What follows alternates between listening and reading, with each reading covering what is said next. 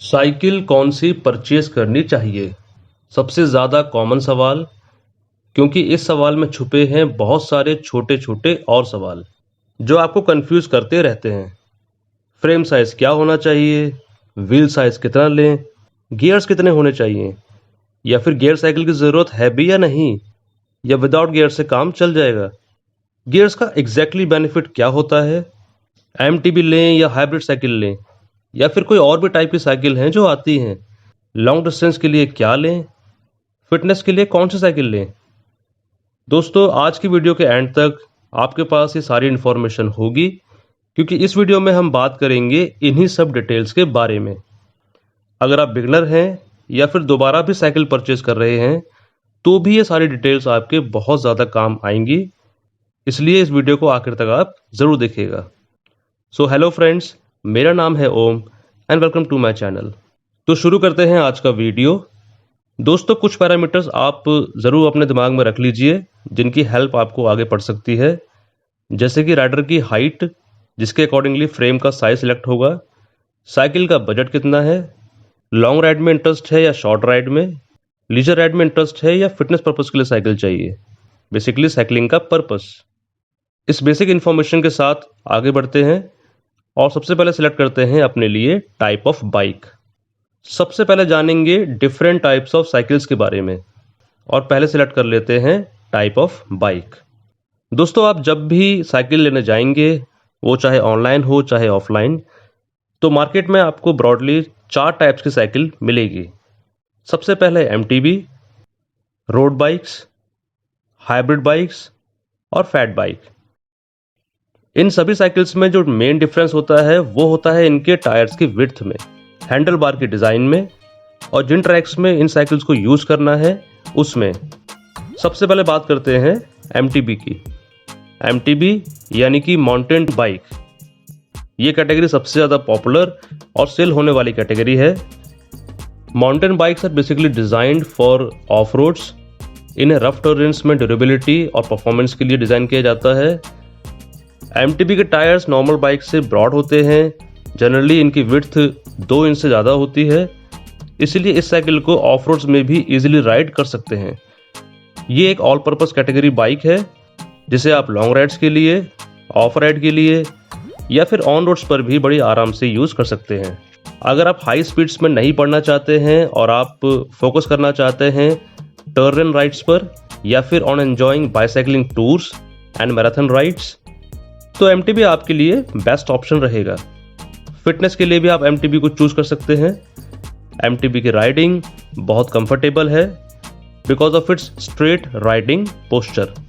Road bikes basically सबसे ज़्यादा specialised category की बाइक है, जिसको डिज़ाइन किया जाता है स्मूथ या पेव्ड सरफेस पर ही राइडिंग करने के लिए।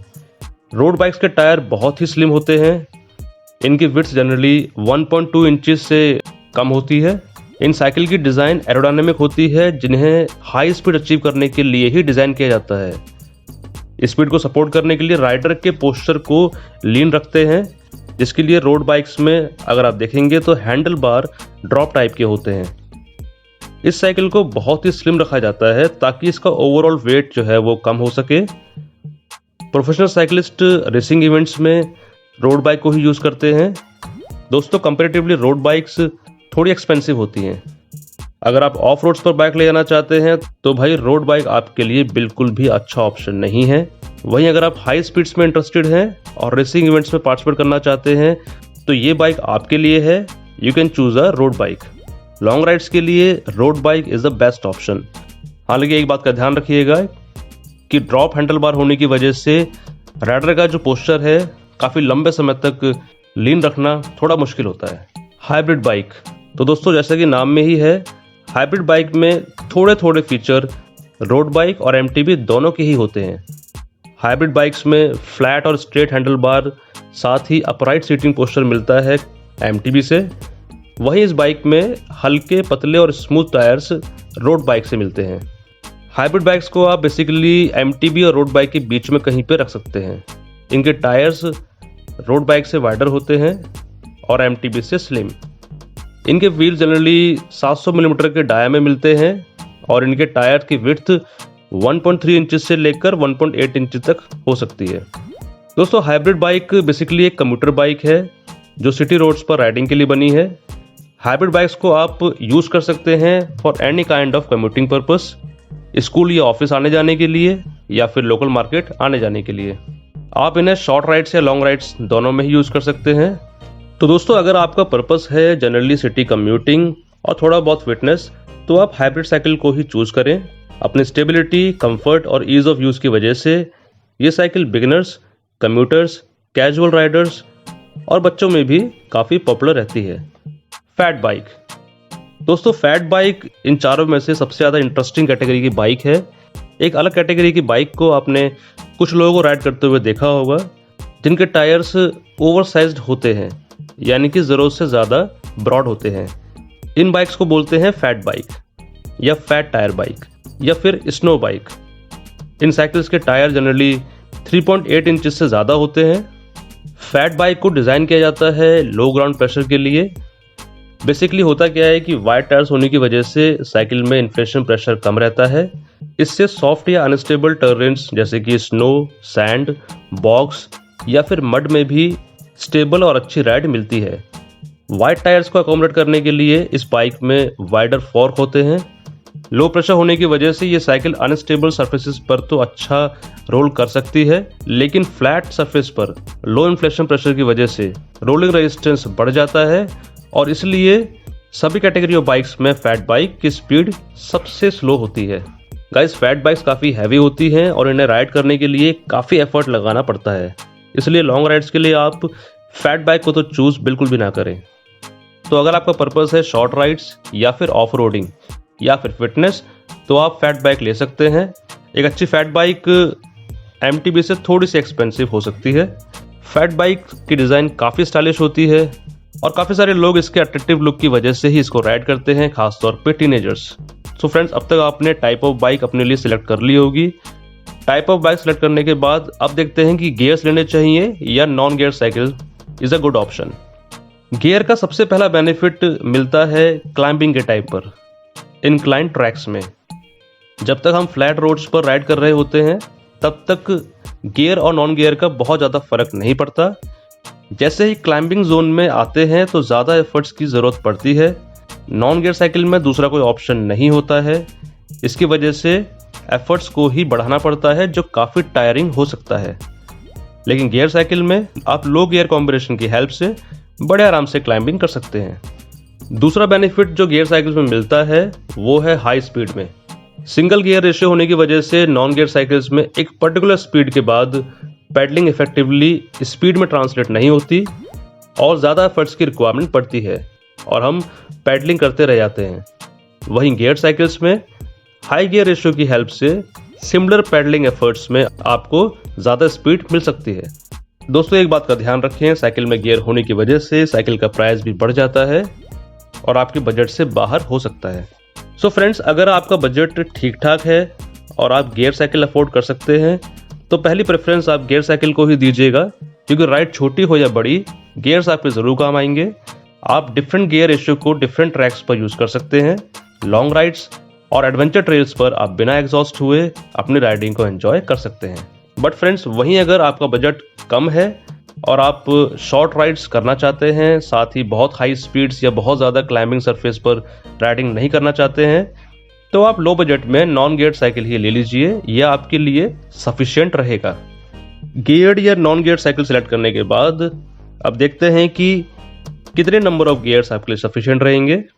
जनरली बाइसाइकिल्स में जो गियर कॉम्बिनेशन मिलते हैं वो हैं 7 स्पीड, 18 स्पीड, 21 स्पीड, 24 स्पीड या 27 स्पीड्स।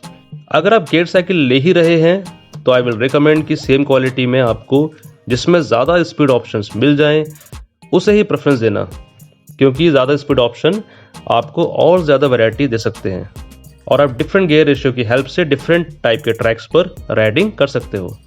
तो दोस्तों, अब हम पहुंचे हैं सबसे इम्पॉर्टेंट एस्पेक्ट पर, जिससे आपकी साइकिलिंग का एक्सपीरियंस काफ़ी हद तक अफेक्ट हो सकता है।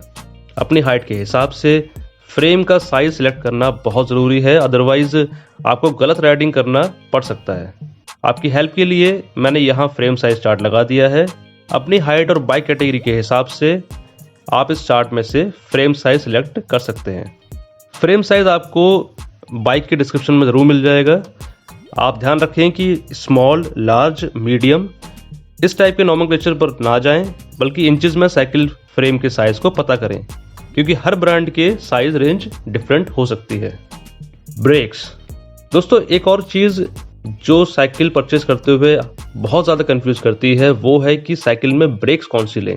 जनरली दो टाइप के ब्रेक सिस्टम आपको मिल जाएंगे। पहला है वी ब्रेक और दूसरा है डिस्क ब्रेक का। वी ब्रेक में जब ब्रेक लीवर दबाते हैं तो वायर के थ्रू इंस्ट्रक्शन पास होते हैं ब्रेक शू पर, और ब्रेक शू टायर की रिम के अगेंस्ट पुश करता है, जिससे ब्रेकिंग होती है। ये ब्रेक्स नॉर्मली काफ़ी पावरफुल होते हैं, लेकिन कभी कभार अगर रिम का सरफेस वेट हो या फिर स्लिपरी हो, जैसे कि रेनी सीजन में, तो हो सकता है कि ब्रेकिंग थोड़ी सी इनफेक्टिव हो जाए। वहीं डिस्क ब्रेक्स में ब्रेक लीवर दबाते ही डिस्क पैड्स डिस्क ब्रेक को दोनों तरफ से जकड़ लेते हैं। ये डिस्क व्हील के हब पर माउंट होता है, एक तरह से व्हील का ही ये पार्ट बन जाता है, जिसकी वजह से काफ़ी इफेक्टिव ब्रेक्स लगती हैं। चाहे वेट कंडीशन हो या फिर हाई स्पीड्स, ये ब्रेक हमेशा ही काम करते हैं। दोस्तों, गियर्स की ही तरह डिस्क ब्रेक्स भी साइकिल का प्राइस बढ़ा देते हैं, और इसीलिए disc brake cycles V brake cycle से एक्सपेंसिव होती हैं, और इनके ऐड होने से साइकिल का ओवरऑल वेट भी बढ़ता है। इसलिए अगर आपका बजट कम है और आप शॉर्ट राइड्स या नॉर्मल स्पीड में ही इंटरेस्टेड हैं, तो आप बड़े आराम से वी ब्रेक कंसिडर कर लीजिए। ये ब्रेक्स भी बहुत इफेक्टिव होते हैं। वहीं अगर आपका बजट ठीक ठाक है और आप हाई स्पीड या लॉन्ग राइड्स में इंटरेस्टेड हैं, तो डिस्क ब्रेक्स आपके लिए ज्यादा रिकमेंडेड ऑप्शन है। तो दोस्तों, फाइनली चूज कर लेते हैं अपने लिए व्हील साइज। जनरली जो व्हील साइज आपको मार्केट में मिल जाएंगे वो हैं 26 इंच, जो सबसे ज़्यादा कॉमन साइज है, 27.5 इंचेस, 700C यानी कि 700 मिलीमीटर जनरली हाइब्रिड बाइक्स में ही मिलता है, और 29 इंच। ये सभी साइजेस बेसिकली व्हील का डायमीटर होते हैं। 26 इंच से कम डाय के साइजेस किड्स कैटेगरी में आते हैं। तो दोस्तों, आई विल रिकमेंड, अगर आपकी हाइट 5.5 इंचेस से ज़्यादा है तो आप 27.5 इंचेस को इजीली प्रेफर कर सकते हैं। बाकी आप सभी हाइट के लिए इस चार्ट की हेल्प भी ले सकते हैं। So friends, finally I hope कि आपको सफिशिएंट इन्फॉर्मेशन मिल गई होगी, जिसकी हेल्प से आप अपने लिए सही साइकिल सेलेक्ट कर सकते हैं और अपनी साइकिल की राइड्स को एंजॉय कर सकते हैं। तो फ्रेंड्स, ये था आज का हमारा वीडियो। अगर आपको वीडियो पसंद आया तो इसको लाइक करें। अगर आपकी कोई क्वेरी या फीडबैक है तो मुझे कमेंट सेक्शन में ज़रूर लिखें। चैनल को सब्सक्राइब ज़रूर करें। साइकिलिंग करते रहें। Thanks for watching the video guys. I really appreciate your time.